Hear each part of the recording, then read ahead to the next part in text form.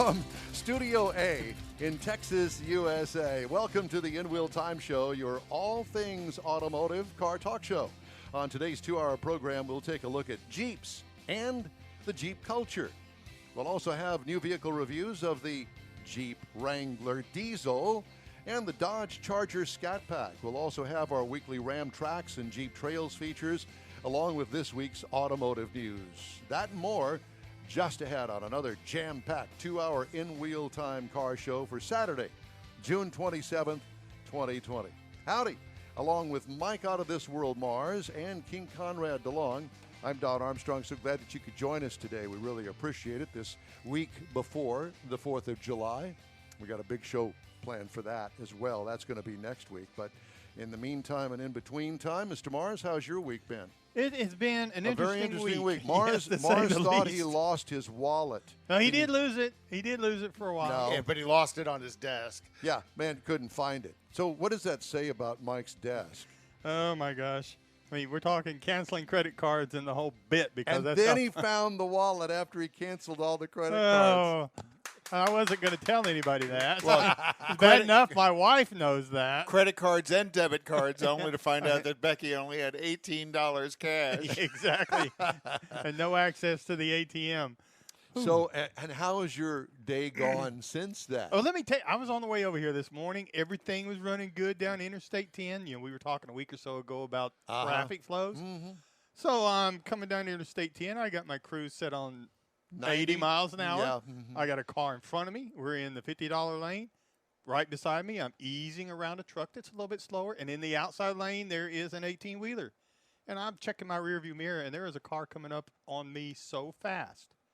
So fast, he scared me. I started looking for a way out, and I really thought it was a police car when I first looked. A white Challenger Hellcat? No, it wasn't a Hellcat, but, I mean, it was, I mean, he come up on me so hard that whenever he finally figured out he needed to slow down, you could see the nose of the car almost diving. He's throwing out the anchor. He got my attention real quick. So you just grannied along I was awake. I was awake the rest of the morning on the way over here. No doubt. Conrad? Oh, I had a great week. Boy, but just hot and sticky. And It is hot and sticky, and now we've got this whole corona thing going again. seemed like every time I got out of the truck to do something, by the time I had to go get back in it and get some product to deliver, it started raining so hard you couldn't see straight. It has been an odd week. Yeah, it was a wet week, let's say. Yeah, no doubt about it. Well, we've got a great show lined up for you today. As we said, we're going to talk about Jeeps. Is Mr. Morrison ready for us? We're getting the audio squared away. Okay, very good. Well, at any rate, so we're going to focus today on Jeeps.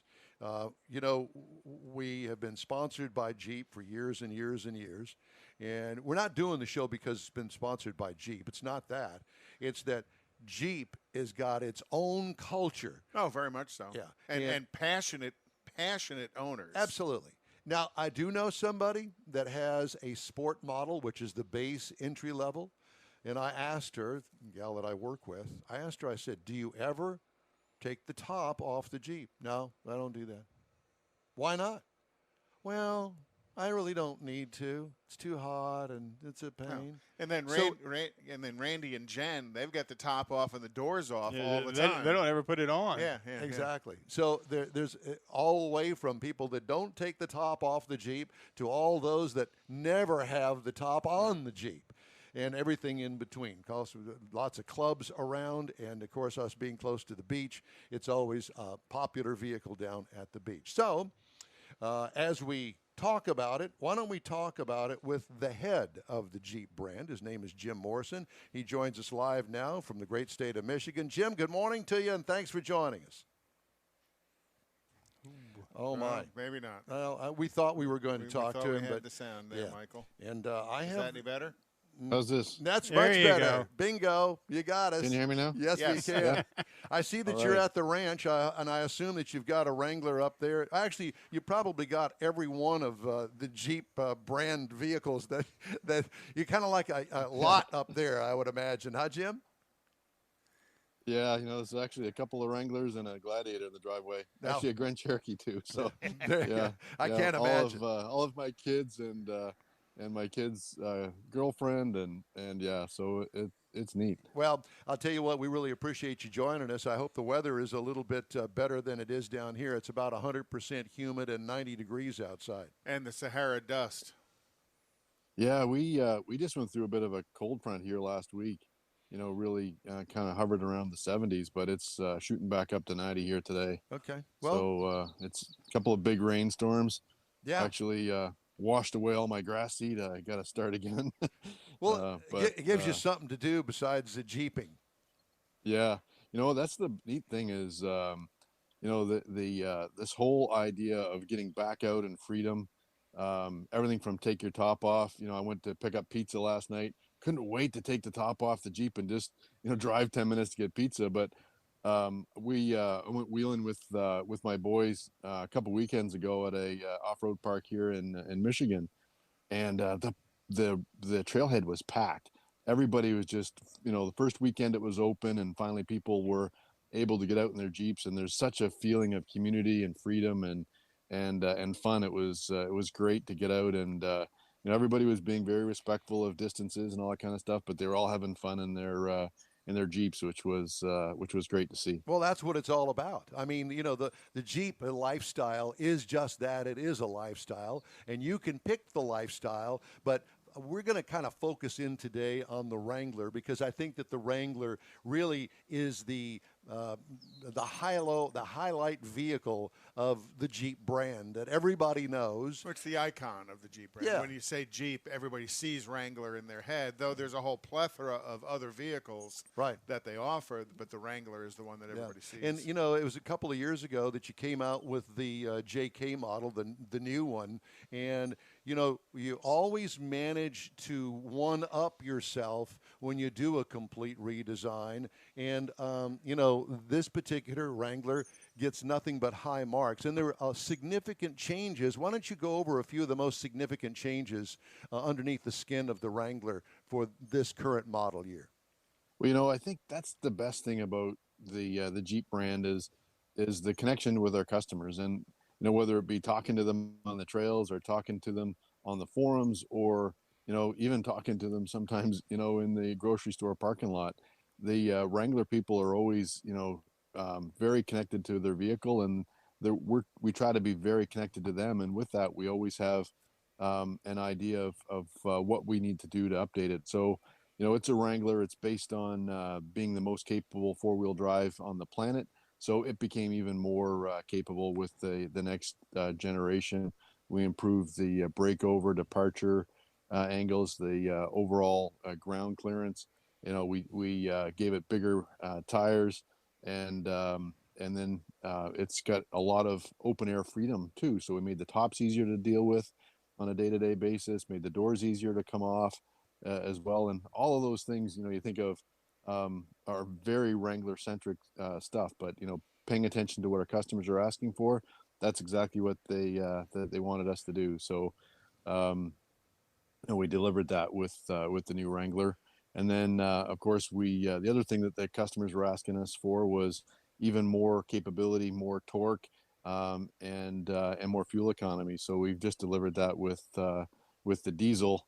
29 miles per gallon and 442 pound-feet of torque. Man, that thing is just unbelievable off-road and on-road too. Yeah, that Eco Diesel's something special. I've got a real love for anything diesel, and you guys really came to market with the right thing inside the Wrangler.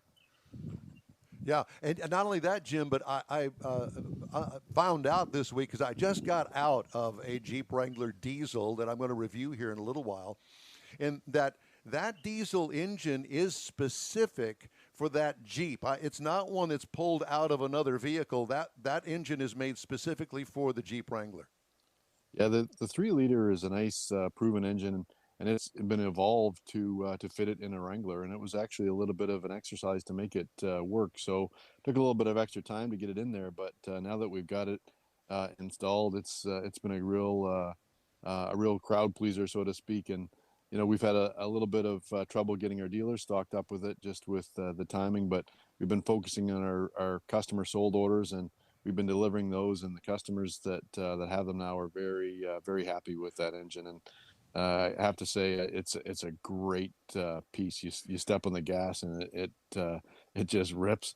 It's a really nice addition to the Wrangler, and a little bit of forward looking here. We're going to add that 3 liter to the Gladiator as well. So I'm looking forward to getting one of the pre-production Gladiators for me to drive here in my driveway here next week, and can't wait. It's a great addition to the Gladiator as well. Well, I think that it's notable that the fact of the torque on the thing, that's what it's really all about.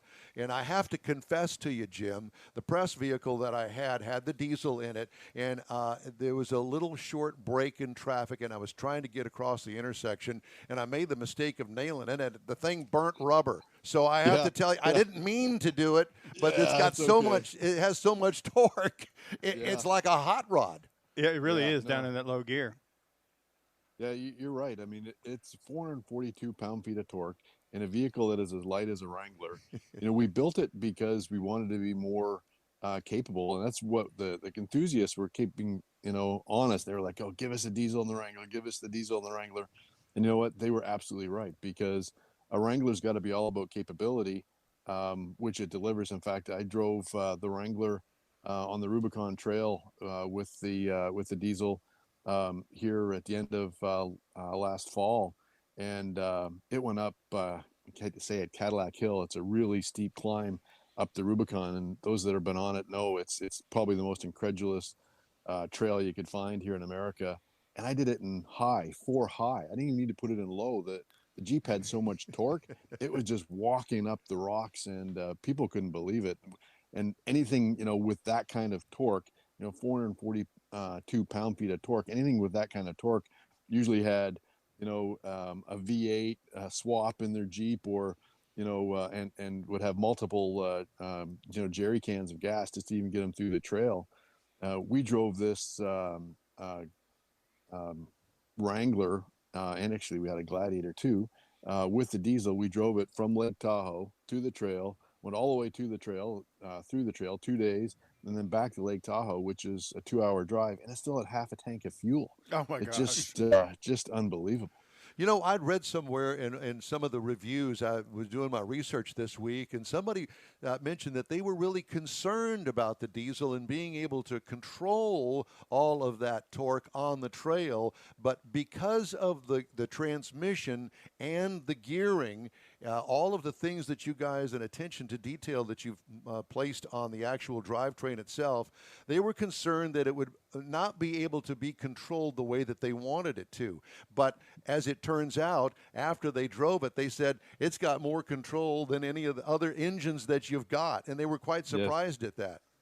Yeah, our engineers spend a lot of time with that detail, in 4 low, in 4 high, what the tip in is, how it feels, because you want to have a smooth, connection with the environment, and you want to make sure that the tip in and the Jeep goes, smoothly through, really normal events, or on the flat or steep inclines. And the engineering team did a fantastic job integrating that. Engine. So they were able to actually overcome people like Don Armstrong trying to get across the intersection and burning rubber accidentally with 442 pound-feet. And I'll tell you, down here on the Texas Gulf Coast, we do a lot of mud, we do a lot of sand. We don't do a lot of rock. It's just not here. Yes. So I had a chance to drive the Wrangler with a diesel in it at one of your events late last year. And it made all the difference in the world, because of that torque, I could actually go and I didn't have to fight it so much and try and work so hard like I did with the V6, in the 3.6 in a Wrangler, trying to climb some stuff in Arizona the year before. And it really did, because of that torque, made things a lot easier, and I was able to go places that I would have been concerned otherwise. And that's the beauty of a diesel, is it offers so much torque at low RPMs. You don't have to get a lot of RPMs in the engine to develop that kind of power at the tires. Yeah. And that's what the Jeep folks want, especially if they're going to do any off-roading. They don't want to have a high revving engine to create the power. They want that low speed torque. Yeah. And it's got it. You're absolutely great. Right. It comes in low end and goes. The other advantage too is diesel's almost free right now. It's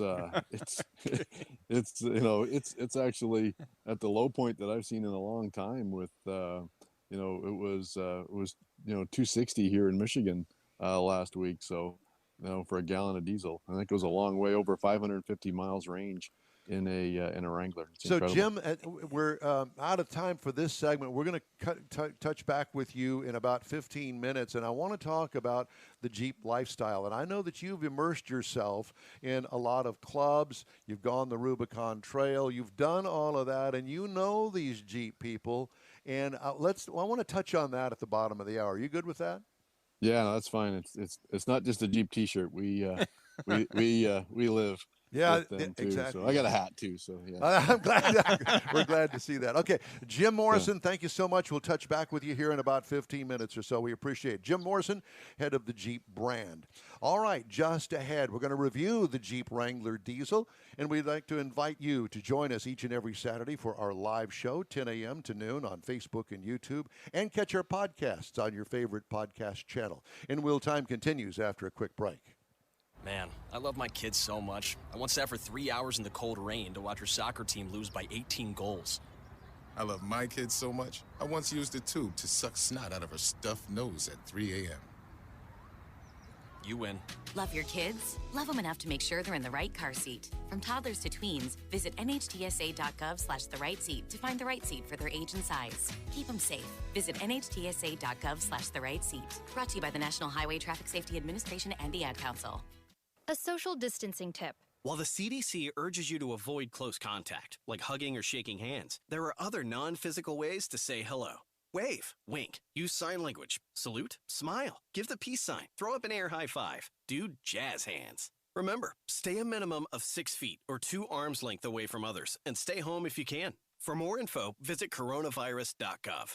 Let's all do our part, because we're all #AloneTogether. Brought to you by the Ad Council. Hey, thanks for joining us for today's In Wheel Time car show. Time now for our car review. And as I teased when I was talking to Jim Morrison, I had the opportunity to drive the new 2020 Jeep Wrangler. The available trim levels on the Wrangler are the Sport, that's the entry level. And then we have the Sport S, the Sahara, and the Rubicon. And then there's also a lot of sub-trim levels along with, it's a whole myriad of them. And if you're going to look at buying a Jeep, you need to do your homework because there's so many options out there. So our reviewed trim level is the Unlimited, which is the 4-door, the Sahara 4x4 with the 3-liter diesel engine. It's classified by the government as a small SUV. It's a Jeep Wrangler. It really is a class unto itself. How many passengers? Up to 5. Exterior changes from last model year. Complete redesign in 2018. Exterior features, well, it's old school in the fact that it is body-on-frame construction. And to have a real off-road SUV, you have to have a body-on-frame construction because you need that frame underneath it. You need that rigid structure. Yeah. It is the most off-roadable of all of the SUVs known to man. Fold-down windshield, all the standard stuff that you already know, removable doors. It has several tops, the hard top, the soft top, and a power top, which is what I had, and that depends on the trim level what you can get, whether you're going to get the 2-door, the 4-door, that sort of thing. But I had the power soft top, which was really cool because all you do is press the button and the cloth top rolls back. Nice. Makes it easy. Did you not have that one? No, huh? Oh, yeah. I had the hard top. It's very cool. Classic 7-slot grill. It's called the Sky One Touch Power Cloth Top. It's a $4,000 option, but if worth every penny. But if money's no issue and you don't like to get out there and wrestle with the top yourself, hey, this is the way to go, my friend. Interior highlights, weather-resistant controls, seating surfaces, and hose-out flooring. You can't beat it. But that's the Jeep life, though, too. It is. Uconnect screen, big, right on the top of the center stack. window controls are located on the center stack as well, which takes a little getting used Yeah. to. They're not on the door because You take the doors off. That's right. That's right. You can have a 4-door or a no-door. And that Alpine sound system is killer. Jams. Connected up with that Uconnect system. 3-liter V6 turbo diesel. They also has a turbo 4 available and a gasoline V6 is available. We're talking about the new turbo diesel. 260 horsepower, but 442 whopping pound-feet of torque. Wow. That's it right there. Which too. is 55% more torque than any of the gasoline engines. 8-speed automatic transmission. Tow rating is 3,500 pounds. The miles per gallon, 22 city, 29 highway for a combined of 25. I got 27.3 over 310.9 miles. What I liked about it, the mileage and that torque, baby. Well, and Jim was talking about what the range of the vehicle is as well. He was saying the range of this is over 500 miles. I mean, you're talking about something you might only have to fill up once every 2 weeks. Yeah, I was just going to say, every couple of weeks. Hey, it's a round trip to Dallas and Houston and back. Oh, easy. Yeah.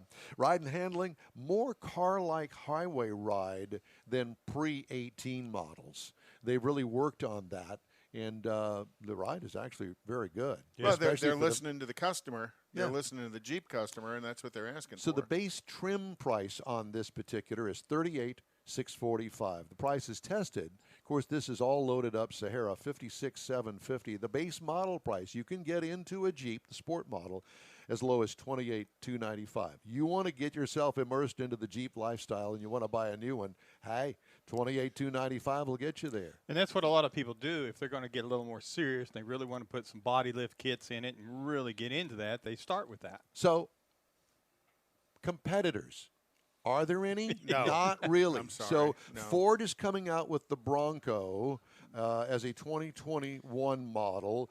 It should be priced competitively. Obviously, nobody knows anything about it just yet. But I don't think it's going to have the off-road capability a Jeep does. So now where do you go? Okay, let's try the Toyota 4Runner. Can't take the doors off of it, but at least it is an off-road body on frame. So that one is $36,351 to get into. And I thought, well, okay, how about this Suzuki Samurai? Do they still make that? I don't think they've made it. Actually, they do make it still. They've But not been in the making it States. since 1970, but Suzuki's out of business in the United States. Oh, okay. And no, but you can find used ones, and some you can find for $2,500. I found one here in Houston that they're asking $9,900 for a used old Jeez, Suzuki That's more than it Samurai. was new. Exactly. You know, the only other thing I could think that could compare would be the Land Rover Defender.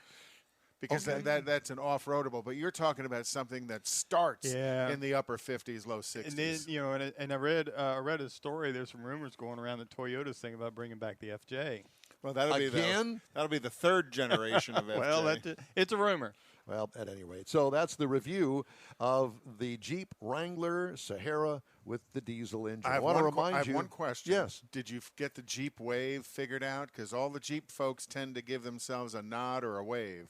Yeah, well, all I got was a wave, one of those. Okay. And it didn't have any fingers involved No, in no, it no, no, no, whatsoever. but- it was strictly a hey. I how you know all doing? the Jeep folks all acknowledge each other as Yeah. they drive by. Yep. Hey, be sure and check out our podcasts. They're available on Apple Podcasts, Spotify, Stitcher Radio, iHeart Podcast, TuneIn, Google Podcast, and Podcast Addict. You can also catch our video stream on Facebook.com in Wheel Time and on YouTube/In Wheel Time. Quick break right now. And as soon as I get it set up, because I was a little bit preoccupied and I didn't actually set up the next commercial break. So if you'll give me just a moment, I'll be able to do that. So do we need to talk for a few seconds? No. What about the car calendar? or the race? Let me just say this, that I've got it now, You're so getting you it don't figured have to out. worry about it. Well, we filled that time. 911, what's your emergency? There's a train that just hit a car. Sir, what is your location? Look around for a street sign, sir. It's 8th and Orchard. 8th and Orchard. Okay, very good. 8th and Orchard. Sir, help is on the way. Why would he do that? The train still hasn't stopped. You have to get there now. At a railway crossing, even if the engineer sees you and hits the brakes, it can take a mile for the train to stop. And for you, that's too late. Stop. Trains can't. Paid for by NHTSA.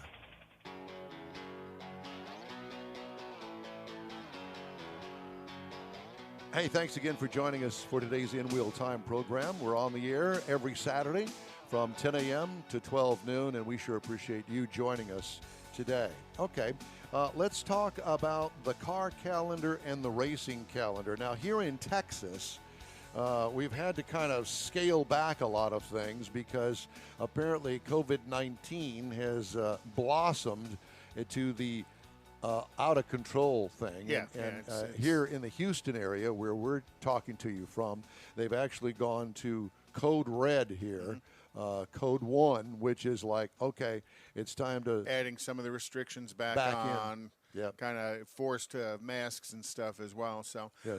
And with that, a lot of the car shows are still going to be going on, but they're asking everybody to park with a space between and really don't intermingle and keep your social distancing going. In Liberty, they're going to have the Liberty Street Rally on July 11th, downtown Liberty. Also on July 11th is the Tool Mart car show, and that's going to be at 13721 South Gessner. The Tool Mart car show. Yeah, it's kind of like a Harbor Freight. It's a tool store, but they've got a big, huge parking lot, and they're sponsoring this car show. Okay. Goes from 7 to 4. They're going to be giving out prizes and awards and stuff, so that'll be pretty cool. And of course, the Twin Peaks meet up in the Woodlands will be on July 26, 11 a.m. to 3 p.m. And then racing coming and going. We're kind of getting back into some racing.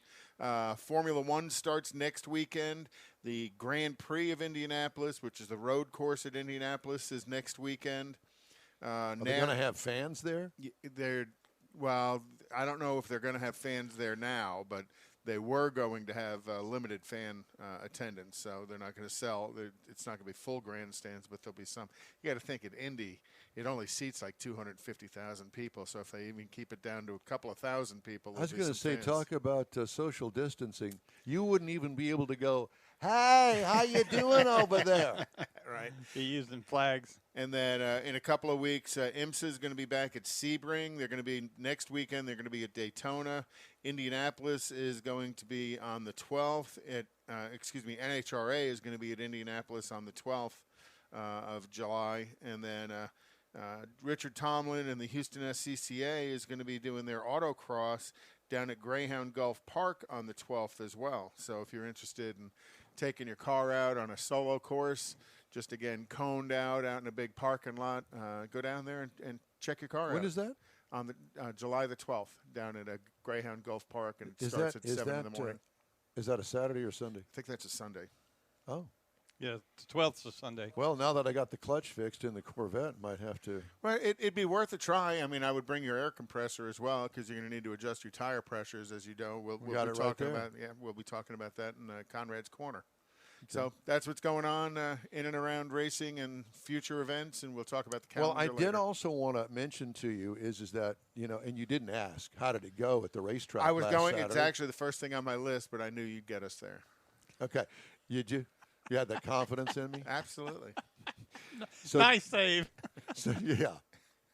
See, now, you don't have to prove it. It's it is okay. the We first know thing you on the forgot. list. But at any rate, Jeff and I went to Houston Motorsports Park last Saturday evening, had a great time, and I got to interview all of the winners from all the different categories of cars, and a great turnout, lots of fans. Because you are the winner's circle reporter.